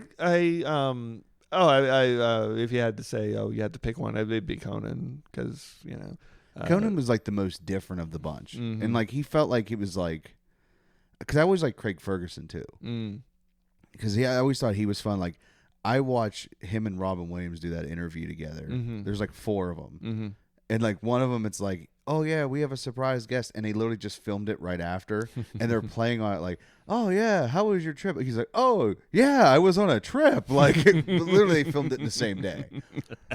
But no, they all have their good point. One of my favorite late night bits is when Letterman, he would go to like Taco Bell or McDonald's and like work the drive-through. Yeah, I don't know if you've ever seen those. Those are on YouTube if anybody wants to watch it. Those are very good, and I always like those. But then, for whatever reason, I think it was because it was better background noise. I started just watching the Tonight Show instead, and I think it was easier than changing the channel from Letterman to Conan. I remember I seen Letterman on he was in Mork and Mindy. Oh yeah. Yeah, because him and Robin Williams worked the Comedy Store. I think it was the Comedy Store together. Mm-hmm. And they said like he needed like, hey, there's a part, go hit Dave up. And Dave's like, it's one of my few acting gigs. And it was funny because like he basically was playing a cult leader that was taking people's money, and every time they would question his authority, he'd go, sit down and shut up.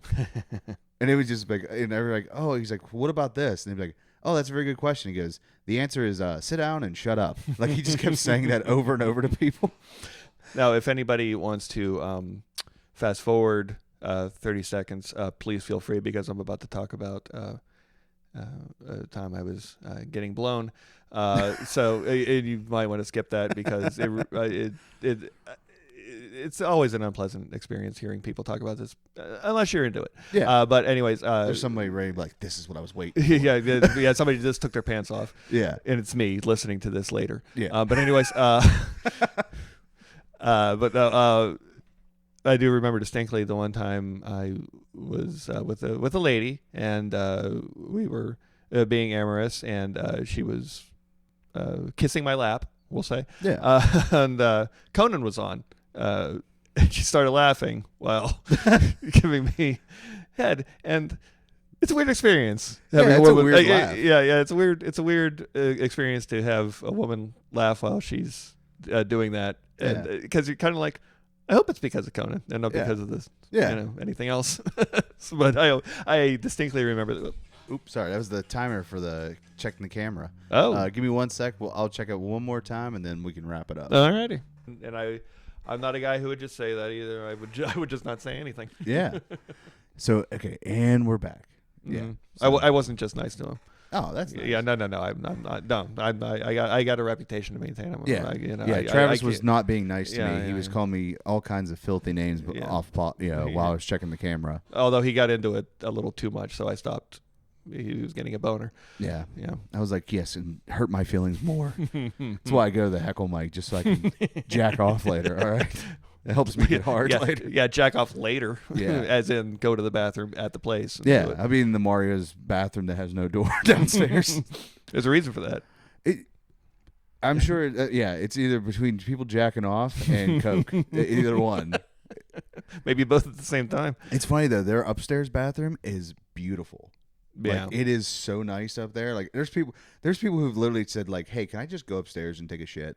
Like, because it's such a nice bathroom up there. I didn't even know they had an upstairs. Oh, yeah. Dude, this is like from my 20s. I used to go to Mario's and get lost.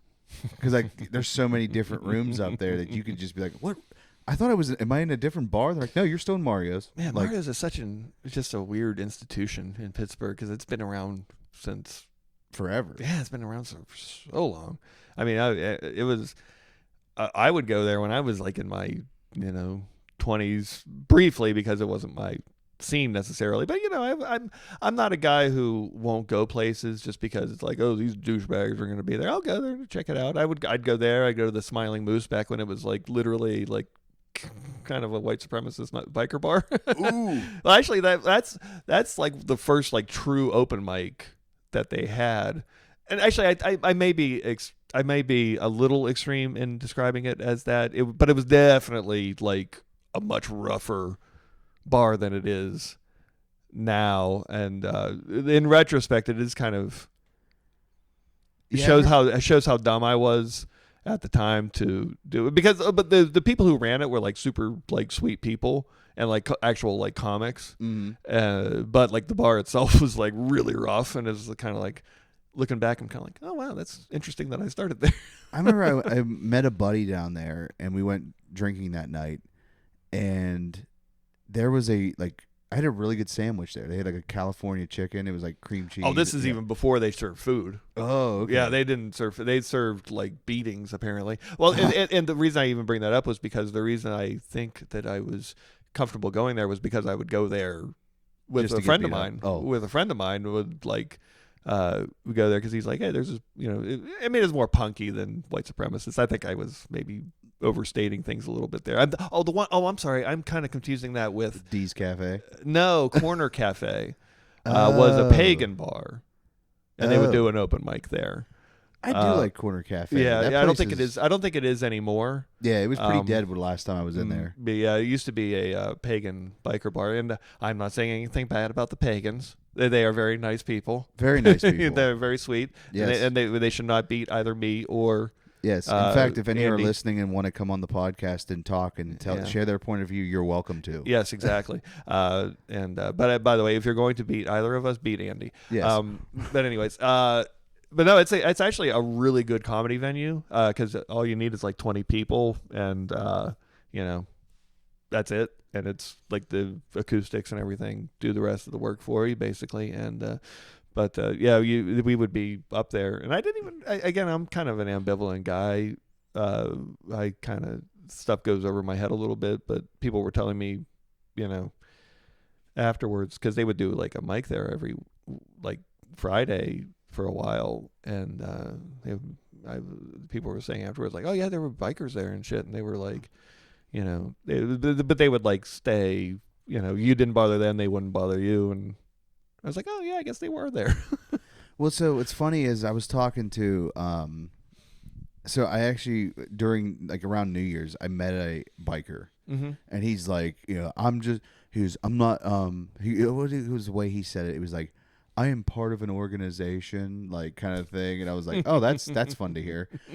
And I was like, would you like to do a podcast? He's like, I would, just to like tell tell the story, like just to explain it, like so people because people think we're bad guys. He's like, but we actually do a lot of good. And I was like, if you mean like beating up child molesters, I'm here for it. Like, go for it, dude. Like, I'm here for that. Like, or maybe they're like just like the Shriners. Yeah, and they visit children's hospitals. Only if they get to wear the little fez thing. It's funny. I did have a comic on her. Her last name was Shriner. Oh no shit. Yeah, she's a Chicago comic. Oh, okay. I was gonna say I don't know her. I met her at she did Don't Tell Pittsburgh one time. Oh, okay. Yeah. Yeah, she was really funny. She did musical comedy. Oh, a guitar comic. No, she had like a speaker with like music that she made already. Oh no shit. Yeah, that's cool. That's cool. And it was funny because like she would sing about like her dating life, and like so it was like kind of like. It was different, and I liked it. Like I was like, you ever like see comedy where you're like, I didn't think I would like this, but I do.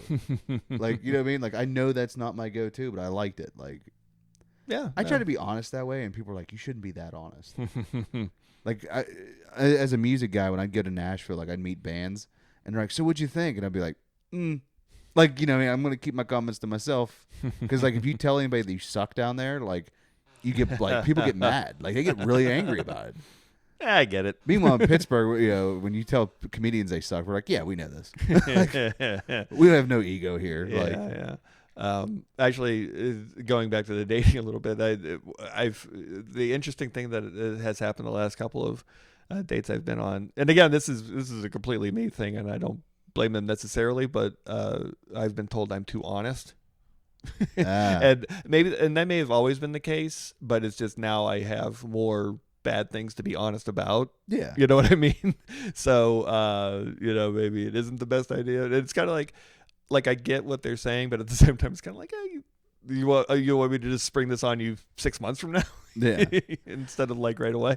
So I know you have an appointment to go to. Yeah, I got to get my hair cut. But there's one last thing I wanted to ask you about, because I was told to ask you about this. Please. I was doing a show last night with Chris Scriva, who's been on the pod a couple times. Mm-hmm. And he told me to ask you about this comedian that used to do stand-up in Pittsburgh that was in Goodfellas. Oh, he wasn't a guy he didn't do stand-up in Pittsburgh. He did a show in Sharon, Pennsylvania, which is right on the border of, it's like north and on the border, like literally like right on the border of Ohio. That's the one where that's the first Quaker Steak and Lube, right? I believe it was actually at that Quaker Steak and Lube. And it was another comic who was actually booked in the show, but I had a car, so he was like, hey, why don't you, we can drive up there and you can host. And everything. So I was like, yeah, that sounds like a good idea. Those are the best gigs you get when someone's like, hey, you have a vehicle. Like, why don't you come with us? Hey, sometimes that's the only way you get gigs. Side note, I've actually, interestingly enough, I've had two people who rode on the Jim Jeffries show in my car. Nice. At one point, because one of them started in Pittsburgh and another was a Cleveland comic who would be in Pittsburgh a lot. But anyways, this was the headliner was a guy who was from Sharon, but he had been out in L.A., for years and years and years and years. Yeah, but he was back to do just like a show, and so we're there, and we're talking. And the only thing I knew about him was that he was in Goodfellas, and we're talking and stuff, and of course it's going to come up. And his part in Goodfellas is he comes into a diner, and he goes, and I forget exactly the whole deal, but he basically gets his truck stolen, or quote unquote stolen. Because I think he's in on it, but I forget exactly the context. It's been a while, but he goes to the diner owner. He said, "Hey, do you have a phone? 2 N-words just stole my truck." And but he actually says it not like me, because I'm. Well, it's a Martin Scorsese movie. Yeah, so. and I'm a coward, so I won't say it. Yeah. Or I'm smart, one of the two. I'd say smart. Yeah. Or both. Yeah. Cowardice is smart a lot of times. People don't realize that. But anyways, so he says it, and it's like whatever. It's a Scorsese movie, and he's talking about it. He's like, "Oh yeah, I improvised that line." I was like, "Oh, okay." Yeah, I wouldn't have owned up to that. Like, yeah, exactly. That would be the one thing I've been like, yeah, no, that was in the script, like 100%.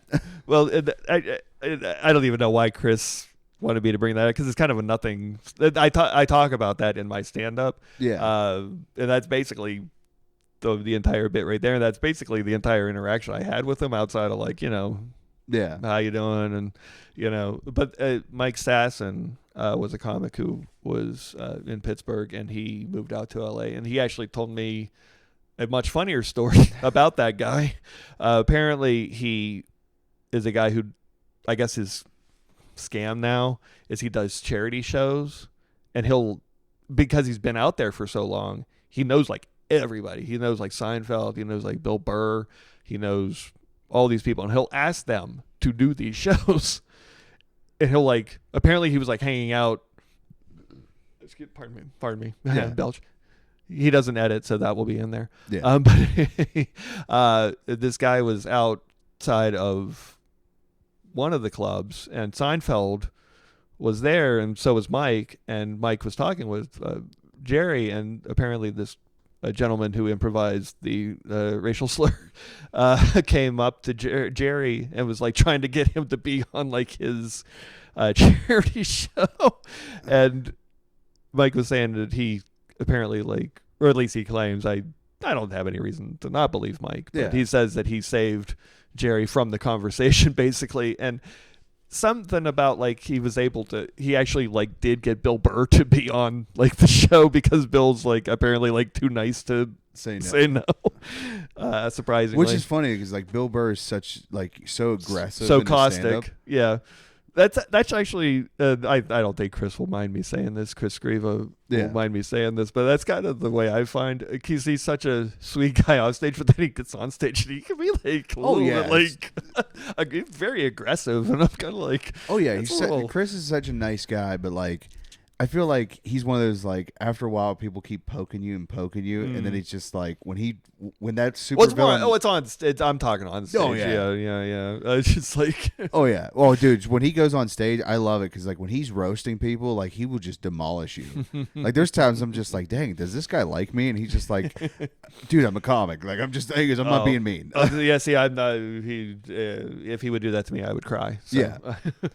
So don't make me cry, Chris. Oh yeah. But anyways, I gotta pee real bad. So, okay. Yeah, let's wrap it up. I would do this all day, but I gotta pee and I gotta go get my hair cut. So, yeah. Do you have your big social media guy? No, I am not. I am not on social media anymore for the most part. If you want to follow me, I'm on Instagram, Trav Walling, but it'll be. I'll put your Instagram in the bio of the episode. And stuff. But very few and far between posts on there, and I am on Facebook. If anybody wants to find me, I don't post on there either. So if you want to see me, look around town, I guess. And if you liked if you liked him and you thought he was funny, book him on your show. All right. See you guys.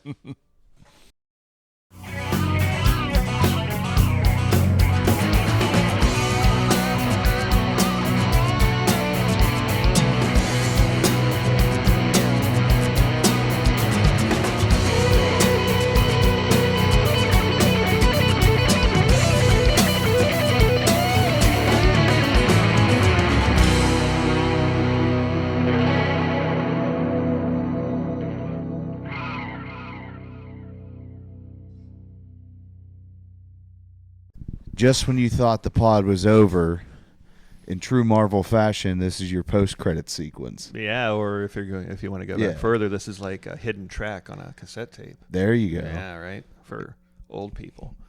Yeah. But, anyways, yeah, just a little bit of setup here. This is a very nice thing that Andy has done for me. This is very self-indulgent on my part. This needs a little bit of setup. About a month ago, there was a show, and the premise was the roast of Taylor Swift. Of course, Taylor Swift was not there. This is a gimmick roast with people playing various characters. You're aware of those types of shows. One of the most fun shows I've ever been a part of was the roast of Batman, where I played Superman. No, nice. Yeah, if you can imagine. The world's worst body playing Superman in a Superman onesie. That will give you an idea of what was going on there. But anyways, I offered to write jokes for this Taylor Swift roast, and they said yes. And so I started, writing some jokes, and it just kind of was. I didn't really get after them to, take them or anything. And then I was like, oh, well, I'll just go to the show and I'll pitch them there. Because that's kind of how I was used to those running. Everybody writes their own jokes. It's basically like a roast. I come to find out they wrote the entire thing out. It was more a play than a roast. And so I was like, oh, okay. So you guys don't need my jokes after all. They're like, yeah, no, because it's already written out and we already rehearsed it and everything. I was like, okay, that's fine. And I watched and it went well. I can't say that they made a mistake doing it that way. And but I have all these jokes that I wrote that I have absolutely no use for. And after the podcast, I just was randomly thinking, I was like, you know what? What better overlap is there of Taylor Swift super fans than Big Hoss podcast listeners? And so what I'm going to do right now is I'm going to do the jokes completely out of context of the Taylor Swift roast. The gimmick is that Taylor Swift is the guest of honor on the dais, and the rest of the dais is her ex-boyfriends, some of whom I had never heard of before, and some of whom I'm sure your listeners have never heard of before. Yeah, I'm sure there's some guy going. Yeah, there's probably some guy listening right now who's like, "Who the fuck is Taylor Swift?" Yeah, but I will give some. I'm going to give. I will give a little bit of background for each one, if they didn't need it. But anyways, the host was going to be quote unquote Travis Kelce, at first played by former Big Hoss guest Trevor Austin. But he had another show, a more important show to go to, so it ended up being Pete Morris, who you have met. He is another local. These will all be local comedians, some of whom I will forget. Little Travis Kelce vibes coming from Pete, but I could see that. Yeah, of course. Yeah, he was a jock, surprisingly. Yeah. But anyways, Travis Kelce, of course, is the tight end for the Kansas City Chiefs. And anyways, Travis Kelce is here. Travis made headlines in entertainment magazines last year because he bought Taylor Swift $500,000 worth of gifts for her birthday. I know, right? What a fucking cheapskate. Taylor Swift will have made $500,000 by the time I finish this sentence. Why couldn't you get something she never had, like acting lessons, or a hug from her father, or fewer hugs from her father? I'm not sure which applies, but I know one of them does. Let's see. Ever since he started dating Taylor, Travis and his brother Jason have been all over the place in the media and pop culture. And frankly, people are getting kind of sick of it. The only place you can see more overexposed brothers is at an all-black nudist camp. That might have... Yeah.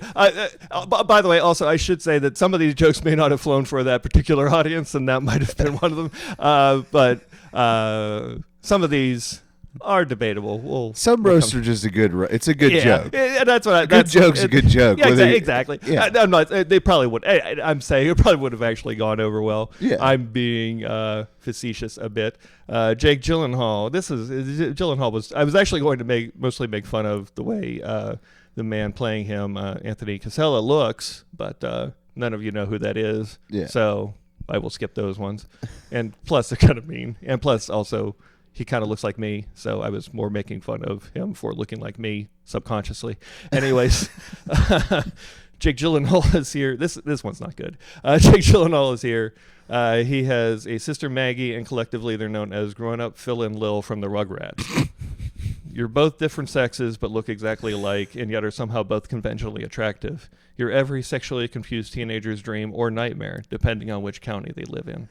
So, real quick, can we talk about the downgrade in getting Maggie Gyllenhaal over Katie Holmes for Batman Begins? A little bit. That was kind of when Katie Holmes was going through that whole Tom Cruise thing. Yeah. So I think that might have been. Plus, she's kind of not been in a whole heck of a lot lately. Yeah, it was just weird, like watching, like when you're watching it, you're like, oh, you got a better actress, but like not quite as hot. Yeah, like you know. Yeah. I mean, Maggie Gyllenhaal is attractive, but she's not quite Katie Holmes attractive. Yeah, I just can't buy her as a Christian Bale like Batman love interest. It's just weird. Okay, I'll go along with that. Yeah, she did a good job in the movie. Like, she's good. Yeah, I feel like it's the better character in the second movie than was the first one. Other than just like stop. I've only seen the first one once. I've seen the second one a few times, but only because if you are all aware out there of Mystery Science Theater 3000, there was an offshoot after that ended. It was called, I guess still is called Riff Tracks, and when they first started, they would just do commentaries for like blockbuster movies. They've since transitioned over to B movies that they could actually get the rights to. Yeah. Now, but one of them was Dark Knight, so that's why I've seen Dark Knight so many times, and that's why I've seen that's the only reason I've seen any of the Harry Potter or Twilight movies also. But anyways, back to the jokes. Yes. Joe Alwyn, this is a guy I didn't even know how to say his name. He's a British actor. His only credit that I'm aware of was a box office poison bomb called Billy Lynn's Long Halftime Walk, where he played Billy Lynn. That was a Ang Lee movie with a bunch of people you've heard of in it, but didn't make any money. Anyways, Joe Alwyn was a co-writer on a few of Taylor's songs, but he used a pseudonym on the songwriting credits. Did you really need to use a pseudonym? You using a pseudonym is like the Invisible Man wearing a disguise. No one was going to notice you anyways. Joe, I should have. Oh shit, this is a little out of order because it's calling back another one of the thing. But you'll live. If you're still listening, you're already on board. So let's keep going. Joe made his on-screen debut in Billy Lynn's Long Halftime Walk, where he played a 19-year-old even though he was 26. Coincidentally, a 26-year-old who can pass for 19 is John Mayer's ideal romantic partner. Taylor Lautner is the guy he played Jacob in the Twilight movies, and that's pretty much it. Oh, he made a movie in Pittsburgh, Abducted or something like that. And that's it. That's all he's been in for the most part. Taylor Lautner is here. He dated Taylor Swift and ended up marrying a different person named Taylor. This is a man who knows he's going to scream his own name in bed. Taylor is, this is another one of those questionable jokes. Taylor is of Native American ancestry, and unfortunately, someone gave your career an infected blanket.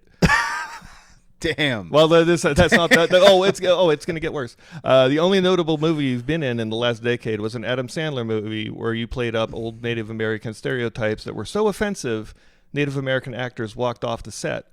You didn't join them, though. That makes you a real Uncle Tom a hawk.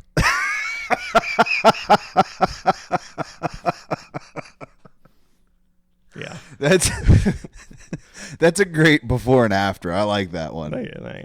Anyways, Calvin Harris, again, never heard of the man before this, and I'd be surprised if you had too. I'm talking to the audience and you, Mr. Haas, which is your given name. Yes, your Christian name. Calvin Harris, he's a DJ. That's it. That's all I know about him. He's a Scottish DJ. Anyways, Calvin Harris is a 6'6" Scottish guy, or he's known by every woman he's ever slept with, the cockless monster.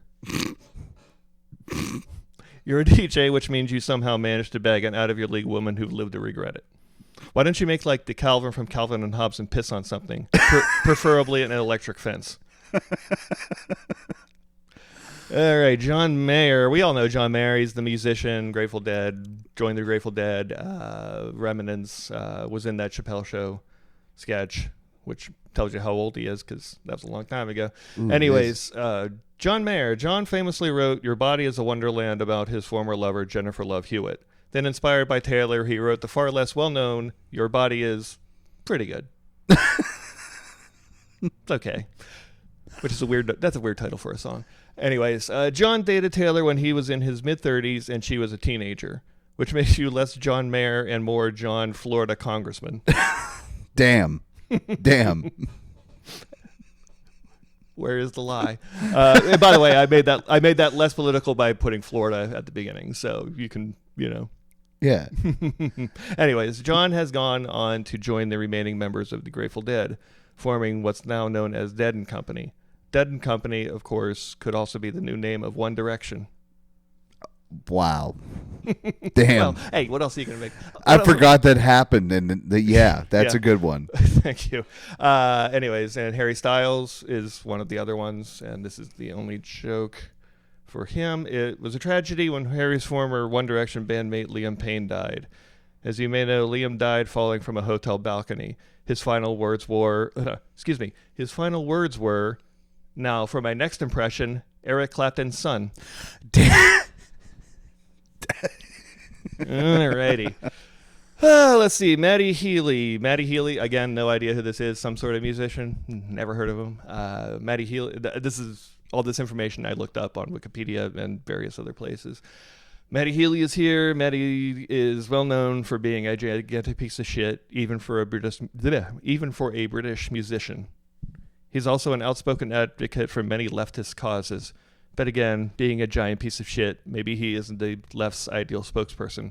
After meeting him, Greta Thunberg bought a Humvee and leaves it running 24/7. Yeah, there's a truck drove by. It kind of threw off the timing there. And also, I can't talk. Anyways. I feel like it was great foreshadowing. Yeah. Nice. Actually, good call there.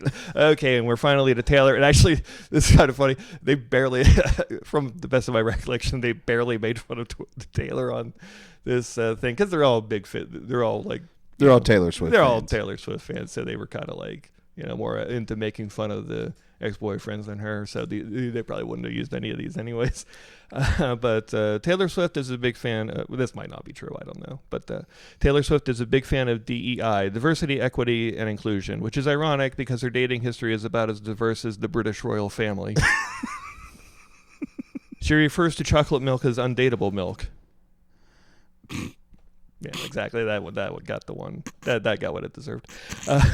And again, this one's not true, but you got to kind of reach when she's a gorgeous billionaire. I don't know why I'm apologizing to you, the listening audience. But anyways, Taylor has the face of an angel and the body of one of the Na'vi from the Avatar movies. Also, and this is going to be played. Taylor Swift in real life is like 5'11", and the people playing her were like 5'4", 5'3" in that range. Yeah. Also, you're way shorter in person. What are you, every guy on Tinder? Let's see. And this was jokes that I wrote for Taylor to say to the dais. People ask why I date so much. It's because I somehow always pick men who have no idea how to satisfy a woman. There are more small dicks on this dais than the aftermath of a polar plunge.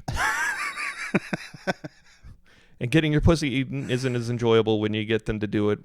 Oh, fuck. Hold on. Hold on. And getting your pussy eaten isn't as enjoyable when you have to point a gun at their head at the same time. To get them to do it. Yes. I would have worded that better at some point. But anyways, that's it. That's Those it. are the jokes. This podcast is finished, unless you have anything else to add. That's all I got for you, man. All right, and let us all give Mr. Haas here Dr. Haas. Excuse me. I know you just graduated medical school. Anyways, give you thanks for letting me do this. Again, this is very self-indulgent and out of context and didn't need to happen, but he let it happen, and I appreciate it very much. Thank you. Heck no. If anything, I might get more listeners from the Taylor Swift fans. Good point. He'd be like, yeah, comedian shits on Taylor Swift. Yeah. Surprise. Yeah, right. All right, guys. We'll wrap it up there. Thanks.